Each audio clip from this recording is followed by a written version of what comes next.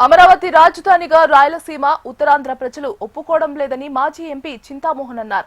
అమరావతి రాజధానిగా ఓ చట్టం చేశారు, కానీ దేశంలో ఇలాంటి చట్టాలు ఎన్నో ఉన్నా అమలు కావడం లేదన్నారు.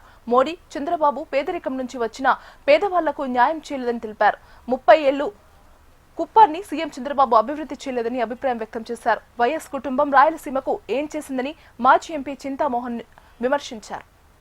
రాజధానిని తిరుపతి పట్టణంలో పెట్టమని చెప్పడం, అనంతపూర్కి వస్తే మర్చిపోలేం. మరి తరిమెల నాగిరెడ్డి గారు బతికున్నప్పుడు 1953లో 70 సంవత్సరాల క్రితం మద్రాసు నుంచి ఆంధ్ర బయట రావడం జరిగింది. అప్పుడు తరిమెల నాగిరెడ్డి గారు గట్టిగా చెప్పారు, రాజధానిని తప్పనిసరిగా రాయలసీమలోనే పెట్టండి, రాజధానిని తిరుపతి పట్టణంలో పెట్టమని చెప్పడం జరిగింది. దానికి ఆయన ఎన్జి రంగా గారు కూడా సపోర్ట్ చేశారు.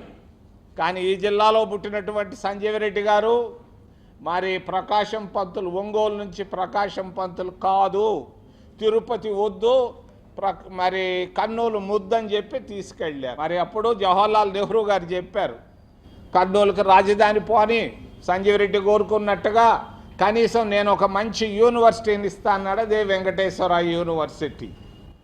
మరి ఆ రాజధాని మద్రాసు నుంచి కర్నూలుకి వెళ్ళింది, కర్నూలు నుంచి హైదరాబాదు పోయింది, హైదరాబాద్ నుంచి తుళ్ళూరుకు వచ్చింది, తుళ్ళూరు నుంచి మళ్ళా విశాఖపట్నం అన్నారు, తర్వాత కర్నూలు అన్నారు. మొత్తానికి అమరావతి అని ఆయన పేరు పెట్టాడు.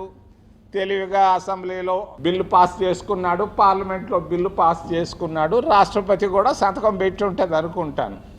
ఎన్నో చట్టాలు వస్తున్నాయి పార్లమెంట్లో. విద్యా హక్కు వచ్చింది చట్టం, మరి ఎక్కడుంది హక్కు?